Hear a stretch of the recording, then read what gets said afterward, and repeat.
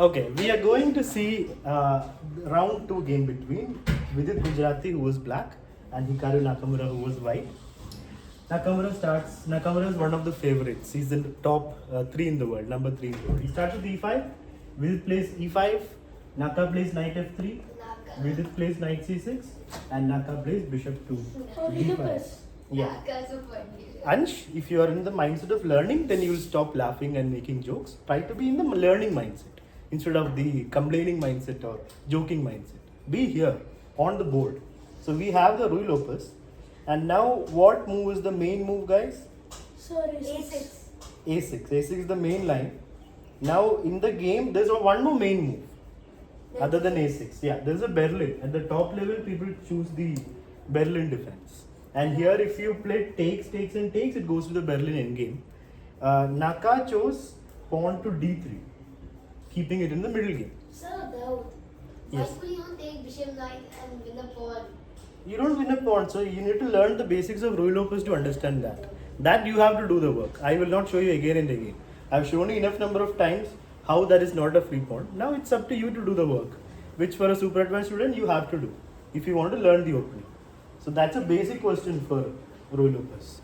So that we will not cover now. D3 was played, keeping it in the middle game, and now bishop to c5 by Vidit.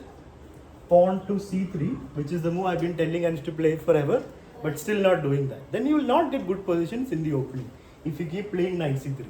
In Rui Lopez and Jacobiano, this is the way to go forward with pawn c3.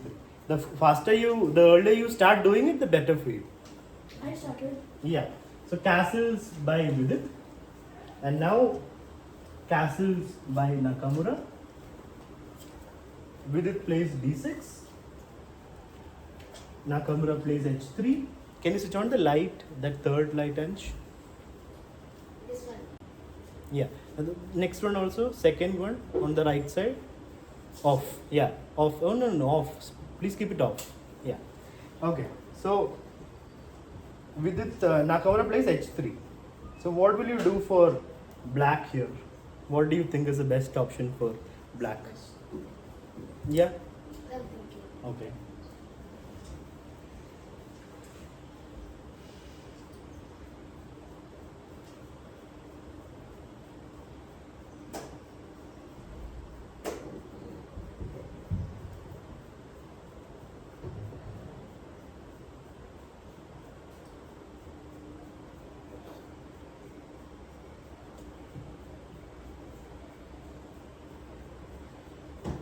Anybody?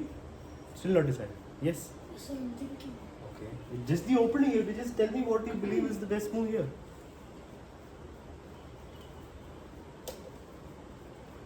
Sir, Yeah. rook to e1. Rook to e8 you must mean. Yeah, rook to e8. Rook to e8, okay? So That- bishop e6. Yes. Bishop e6. Bishop e6 is a blunder. Can you find out why is it a blunder? It's a very common mistake that people make.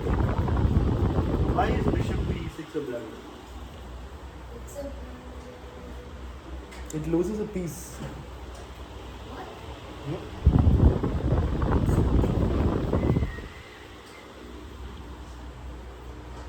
In Jacobiano and Rui Lopez, yeah. It's d4. Yeah, d4 and takes and d5 comes and it's a piece. So you can't play bishop e6. The move played was knight e7, rerouting the knight to g6. That was my one fine. Rook e8 is fine, but you're going into pen, which is okay. But this is a more common approach. You want to reroute this knight just like white gets this knight here. Black also does the same thing with knight e7, and now d4 comes. Here Vidit plays an interesting move, pawn to c6. He does not take, he just attacks, counterattacks opponent's bishop. The bishop went back to d3. Now Vidit still doesn't take. He plays bishop to b6, and that's a pawn sacrifice. How is it a pawn sacrifice? What can white do? We are pawn to e5. Yeah, taking the pawn. Hikaru did it. He took the pawn. Pawn takes back, and Hikaru took on e5. Now, what does Vidit have in mind? It's all preparation. This is all prep. Vidit has the next move also prepared in this line. What is black's next move? It's a shocking move. Vidit shocks Hikaru with bishop takes h3. Seemingly giving up a piece. What? Uncle is open up the king and give. That's not enough for a piece. Simply opening the king up is not enough for a piece. You need to have solid counterplay. Then it's worth it. Otherwise, simply opening the king up for one pawn it's losing. It's not winning or equal. So bishop takes h3 has a reason for it. Can you find out why he played bishop takes h3?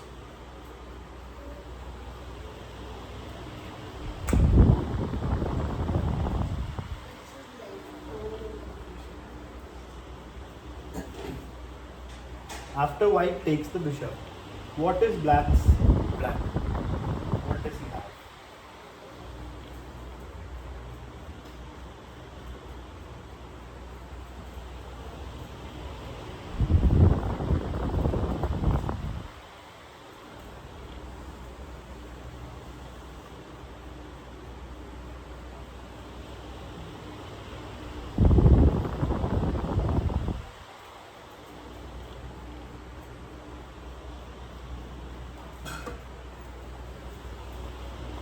Any idea?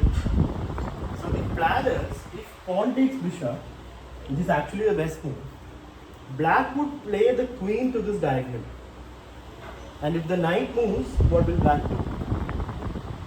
Oh, queen to g3. Yeah, queen will come to g3. Then there is compensation. Then you're getting 2 pawns and the attack. Then it's worth a piece. But the problem with queen d6 or queen c7 is, what will white do when we play queen d6? f4. Pawn f4. Huh? Pawn f4 is there, but it's opening the thing a bit too much. There's something better. F4 is not possible. Pawn is pinned. You can't make illegal. Bishop f4, sir. Yeah, bishop f4 will come. Which means, what should black play? Black is down a piece. He can't play queen d6 or queen c7. So he has to play. What's he going to play? Queen to b8. Yeah, queen b8. Because now if knight moves, queen g3 will come using the pin. And if bishop moves, what will come?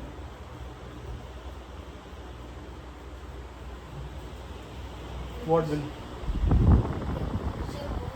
Then bishop to c7. Yeah. And the knight's gone. So black gets back the piece with an extra pawn. So this was with its preparation. But the correct move here is actually allowing all this. White is still better if you allow all this. Because after bishop goes back, you give up the knight, you get f4. And you have enough compensation for material is equal now. This is that sacrificed a pawn on e5 and he got a pawn on g2. h3. So material is equal, but white has got good center. This was still okay. This was the best option for Hikaru. But Hikaru got surprised with that sacrifice. There was a bishop here. Pawn here. Bishop over h3. h3. And the knight over here. Yeah. Hikaru played knight to c4. Not taking the free piece. Not taking this. Why is it blunder? Material is equal. So where is the blunder?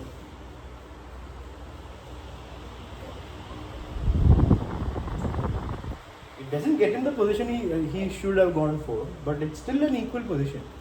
Position is slightly better for black now because the h pawn is not there, so king is more weak. So here, what should black do? So queen c7 anyways? Queen c7 anyway. Then I take your bishop, and then I take your other bishop. You're down a piece. You have no counterplay. The counterplay is on the bishop and the queen. You can't allow knight take bishop, no? So what to do? Then bishop to c7. Then I take your piece. Then queen to b8. b8 pawn f4. The bishop is out of the pin. You moved the bishop, right? So you have to save this bishop. The sacrifice, you don't have to insist with the sacrifice, no? You can move it. You took the pawn, he refused the sacrifice, you move back. Oh yeah, now no f3. Yeah, so queen has to move and then he also saves his bishop. This is actually a very big choice because now white can play. Vidit is allowing white's next move, which is, see the queen over here. What is? Pawn e5. Yeah, he's allowing e5. Vidit is saying you can get e5, you can get my h pawn. So it's a third sacrifice. He sacrificed a pawn, he sacrificed the bishop, and now he's sacrificing He's becoming the mad third. this card. See, again, be in the learning mindset. Understand why the move is played instead of passing comments about He's becoming that, he's becoming that. This is a position. Try to understand this. So bishop takes h7, king h8. So now with it is again down a pawn, but black is threatening. What is black's threat? Whenever something like this happens, there's always a threat associated with it. If you give black a move, what will black do? Oh, that's g6. Yeah, pawn g6 is a threat. It will trap the bishop. It's not like you can sacrifice again. There's a knight as well. So you won't get 3 pawns for the piece. You'll get 2 pawns for the piece. Not enough. So bishop has to come back. He brought the bishop back to d3. Now Vidit is still down 1 pawn. Both sides don't have the h pawn. And Vidit doesn't have the e pawn. But Vidit's pieces are a little bit active. He goes b5. He wants to get back the pawn. So knight e3 and he gets back the pawn. So it's a trade between e pawn and, yeah, it's all equal. Both e pawns are traded, both the h pawns are traded. But if you look at this position, this king is less safe. Why is that? This king is let's say because the black pieces are attacking. Exactly. Black's pieces are more active. White's pieces are not that dangerous. That makes that king a little safer than this king. There's a bishop and knight around. Queen is about to jump in. There's a So- knight on b1 and a rook on a1, which is doing absolutely Yeah, these two pieces are not developed. The bishop and knight. Bishop okay somewhat, but these two are not developed. And now he plays bishop to e2, trying to reduce some counterplay. So the rook can't even move. Yeah. Rook for the knight as well. So he's trying to reduce some play from with its active pieces. Now here, what does Vidit do? Anybody? What's the best option for Vidit?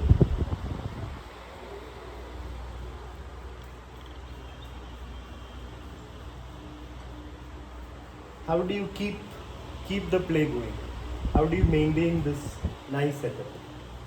Do you exchange?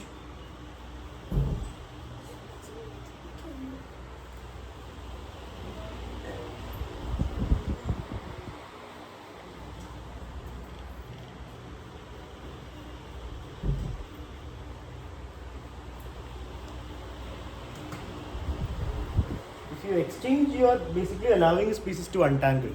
Your active piece will go. So the best move here is what Vidit plays. Vidit plays like a champion from this moment and from the last few moves throughout the game. He goes f5, asking white to take. If white takes, and black will take with the knight or the pawn. Rook will open up or knight will become active, and if queen jumps in, it's mate on the king side. So here, Hikaru knows he has to defend or counter attack. He goes f4, and here comes the best move of this round. Vidit completely shocks Hikaru with this next move. Sir, First, he had a sacrifice, he did that, but that's like opening preparation. This, after Hikaru refused the sacrifice, he's totally out of book. It's not preparation. So now he found the best move in the position and a shocking move, which completely crushes Hikaru. Black to play. What to do? He took around 30 minutes for this next move. You should speak that. If you really understand the position, which will take time to do, you will find it. But let's try to find it.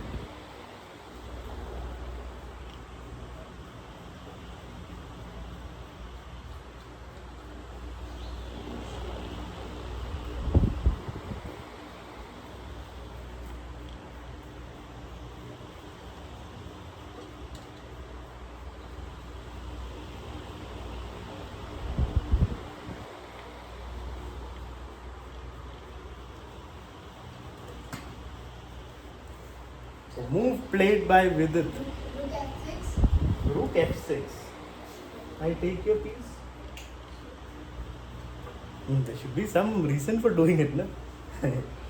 The move played by Vidit was bishop to b6, sacrificing the knight. But if white takes it, this sacrifice you can't take, because what will black do? The whole terror is going to come down on the board, on this knight. How is black going to take advantage of this? Knight to d5. Yeah, knight d5. If you defend that knight, how will you defend? Let's say queen d3. Then what will happen?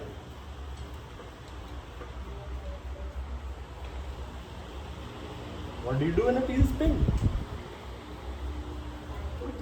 Yeah. So pawn f4. Pawn f4 is good enough, yeah. I was thinking queen g5, that will also win because white can't defend anymore. These two pieces are not active yet. So queen g5 will come or pawn f4 will come and that's it. You lose the piece with the attack. So Hikaru did not take that knight. If you go back, after bishop to b6, Hikaru played king f2, defending the knight again. Now anyway black will play. You can find the next move by black. What is it? Anyway, knight d5. Exactly, knight d5. So what is in his mind? It's anyway defended twice. Yeah. Here Hikaru takes because pressure was anyway going to come. Knight And was now going to come pawn to c4. f4. Pawn f4 is good, but again, why pawn f4? Queen c5. Activate your pieces, main pieces. You do the same thing but with a more active threat. Pawn f4 wins back the piece, but queen g5 puts more pressure. And now Hikaru played a check. King moved back. And then what did Hikaru do? Let's find out. He played king back, giving back the piece to the opponent, and Vidit took. Took on e3, bishop takes g4, queen takes back or rook takes? What do you prefer? I mean, pawn takes or queen takes? Pawn. Pawn, okay. Vidit actually took with the queen. I suppose it wouldn't matter much. It's still a very active position. Bishop takes, knight takes back. So at the end of all this, what's the material situation, guys? How is the material like?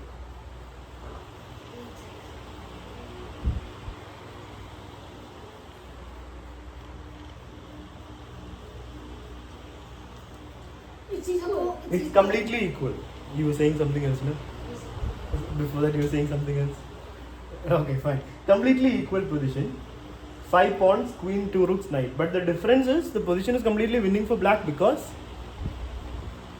the king is too open. the king is not safe and there is an inactive piece. So you have to face the attack of 4 pieces with just the queen alone, which is not possible. But how do you finish it? White plays queen e2. Now it's just about finishing off this nice position. What's next? Let's find the finish.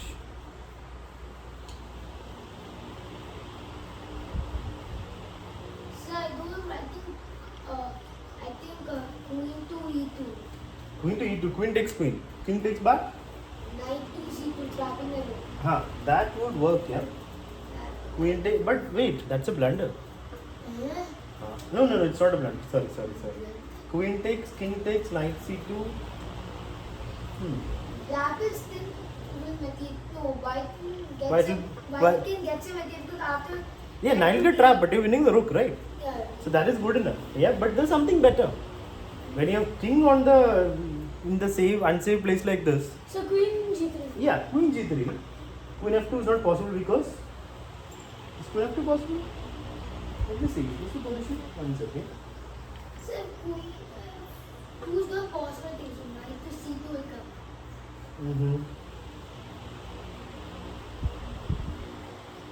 Knight to c2 will come. Knight to c2. No, after exchanging queens, you're saying.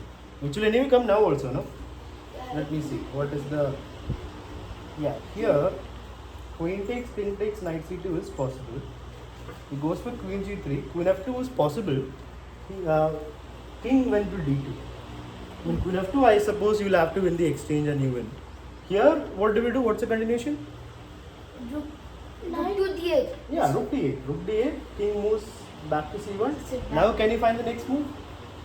How do you make white suffer? How do you keep him in trouble?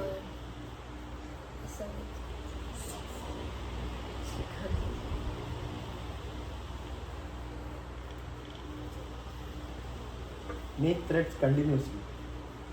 How do you make a threat? The king is almost checkmated. No? He's almost trapped. Queen to f4. Queen f4, but rook f1 will. Oh, no, rook f1 is not there. Queen f4, pawn g3. You won't get the time to move the knight. So instead of queen f4, you can play Then same. we just take the free pawn, right? Yeah, but then you again have to go for the discord attack. So better play queen g5, na? Queen g5 without allowing g5. And now Hikaru played b3, telling black, do your worst. What discord attack will the knight do? Okay, you can take the g2 pawn, but that I can live with. There's nothing else to do with the knight, right? So then can you find the last move of the game, after which Hikaru resigned? Oh, the tough move, I see. That's it first. No, now it's just about finishing it. Tough moves were before. Bishop b6 was tough. This is now just finding the right way to win material or give checkmate. How do you win material? I mean, we could have won material when Ansh told take and then knight c2. That is one way. But he does the similar thing, but not winning this rook. There's a way to use this and win that rook. How do you do it?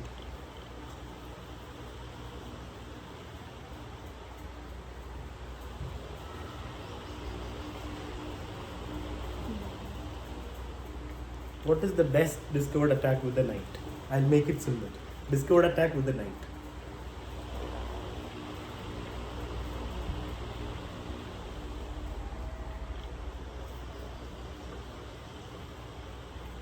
The knight to d1. Knight to d1. What are you trying to do? King c2? What's the point? Simply don't throw moves, Ansh. You need to have some idea behind your move. At least it should win material. You got such a nice position after playing so well. You worked so hard for this. This is not the time to throw something away by playing something. This is the time to look properly, calculate, check your options, decide what is best. Knight to f1. And after king b2?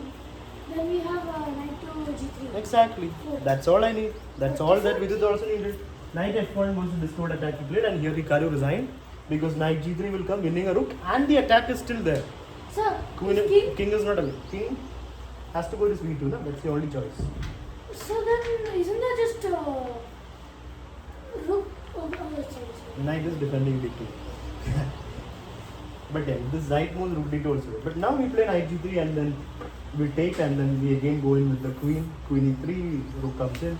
The attack is still what there. Hikaru? Rook to h8. Yeah. So this is how the game ended. So it was the best game of the candidates so far after 3 rounds. Best game of round 2. Round 2 was all 4 wins. All the 4 boards were wins. So actually, Hikaru can win this by just Yeah. Of course he can.